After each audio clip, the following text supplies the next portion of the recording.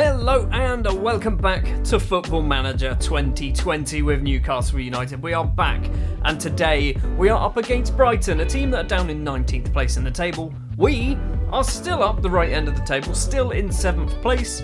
In between episodes, we've done reasonably well. We started off with a 1-0 victory against Leeds United. It was Johnny Santos with the goal. It was a weird goal. It was a shot that came to Santos, who headed it. It wasn't high enough to header it, but he did it anyway. Against Southampton, it was a 4-2 victory here. We got actually very lucky in this one. We went 1-0 down, we then went 2-1 up. Franco Di Matteo and Nicky Monasterio with the goals. We then managed to get another couple of goals through Matthias Jakobsen and Matteo Guendouzi scoring his first ever goal for the club. Back in the Europa League, in a competition that doesn't matter anymore because we've already qualified, it was a 1-1 draw with Slavia Prague. Greg Huddle with a late equaliser for us. Against Norwich, we deserved nothing, we got nothing. Ademola Lookman with the only goal of the game in this one. And then against Spurs, we deserved nothing and got a point. Nicky Monasterio rescuing the point for us on the 76th minute.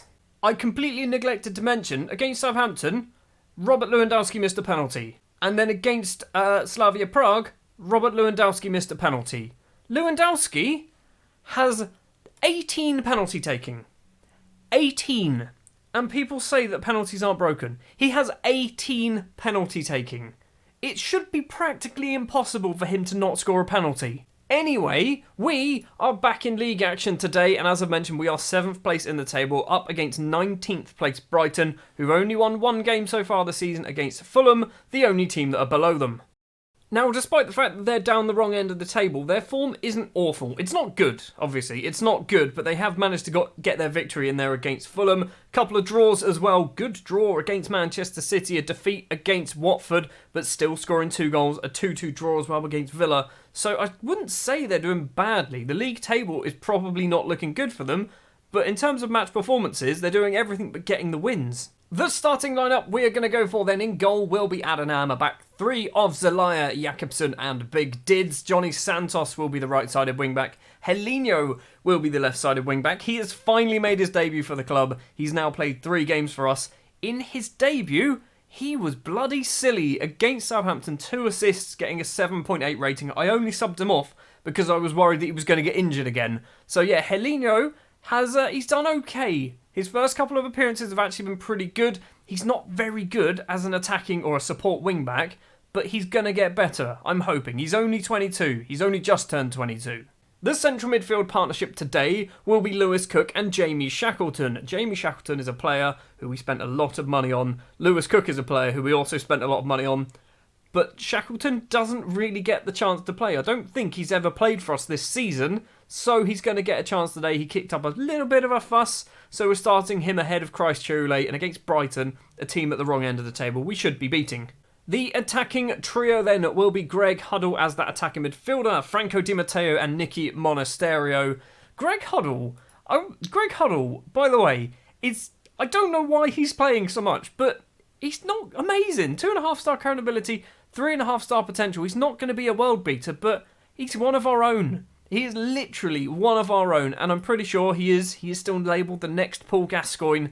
So yeah, Greg Huddle, I feel like he's my child. He's definitely not my child, but I feel like he is, and we're slowly turning him into a very good footballer.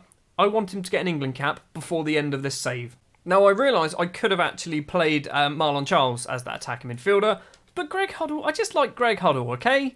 Leave me alone. Marlon Charles is on the bench, so at some point he probably will come on as that attacking midfielder. But until then, we have to deal with Greg. 5 minutes on the clock, and Brighton have the ball. It is Chambers, I'm assuming that is Callum Chambers, crosses it in early. Zelaya gets it clear. Johnny Santos collects. He's got lots and lots of space to run into on that right-hand side in front of the Brighton dugout. Keeps going. Ball over the top to the grey-bearded Nicky Monasterio, who's in on goal. He's hit the base of the post. I think he was offside. Also, the ball just stopped rolling. So I imagine the damp pitch means passing on the ground probably not good. We've dropped out of the top 7. I'm not sure why we've dropped out of the top 7, but we have. Shackleton has done a lovely bit of football there and stole the ball away. Runs down the left, kicks it upfield. Greggy Huddle runs onto it. He's going one-on-one with the keeper. Greg Huddle goes for goal, forces a save. Franco Di Matteo is going to collect it. Plays it back to Johnny Santos, who goes for a screamer. And Matt Ryan once again makes a save. We win a corner.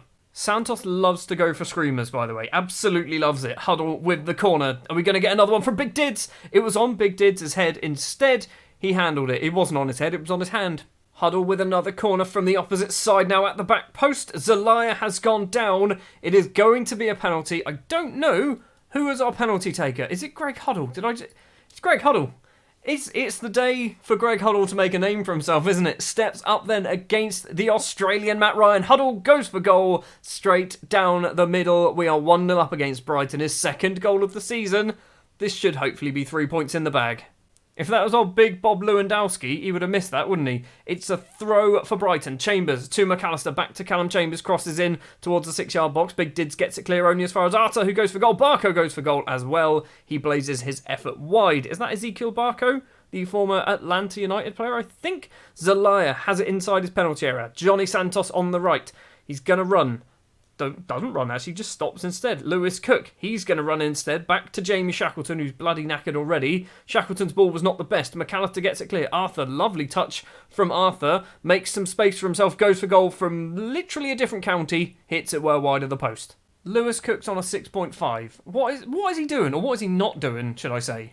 Half time then, we are 1-0 up. Lewis Cook is going to get himself substituted. I'm going to actually be angry, I'm going to be angry. I'm not massively angry, but this is a team in 19th, so I'm going to be angry. Shackleton looks stressed. Lewis Cook isn't doing so good, so we're going to bring Cook off for Christ Cheule and swap you two over? No, we're going to try Christ Cheule as that box-to-box midfielder and see how well he does. Right, it's time to give him a shout. We're going to do a demand more. We're also going to go positive. This is a team we should be beating comfortably. So far, we're not even getting a huge amount of highlights. 65 minutes on the clock. Time is just ticking away with no highlights in the second half. Johnny Santos with the throw to Di Matteo, gets the ball back. Now Christ Cheule, the Ivorian international, runs inside, goes for goal, hits the base of the post, and Callum Chambers can clear the ball for Brighton. We're not going to see the throw for some reason. We are going to move up to 6th place if everything stays this way. And Helinho, it's his left ankle. It's his left ankle every time. If we look, medical report, it's twisted ankle, or that is right ankle. That's his left ankle. He's facing towards us. Left ankle, left ankle, left ankle. His ankle's just broken. It's just completely broken at this point. Well, Helinho's coming off. We've got 3 left backs. 3 left-back options on the bench. We're going to go for Restrepo because Marlon Charles will be coming on as a striker in about 5 minutes or so. Or attacking midfielder, sorry. Taylor with the ball for Brighton. Callum Chambers gets loads of the ball and the substitute, Carlos Restrepo, gets it, smashes it upfield to find Nicky Monasterio. He's running direct for goal. His effort is awful. It's going to be a goal kick. Monasterio's on a 6.3. He's going to have to come off. And we're going to do... I'm sorry, Marlon, you're not coming on. We're doing Lewandowski. We're going to swap you two over. Starting to think that Lewandowski probably not actually good enough for us. Just putting it out there. Final few minutes. We've got ourselves a corner. Okay, I'm going to say get creative whilst we're taking the corner. Huddle takes it towards the back. It's Jakobsen. And Matthias Jakobsen has his 7th goal of the season. The central defender is scoring goals from corners for fun now. He is doing this far, far too often. It's 2-0 now with a minute or so left to play. This is definitely 3 points in the bag. Another goal will put us up into 5th.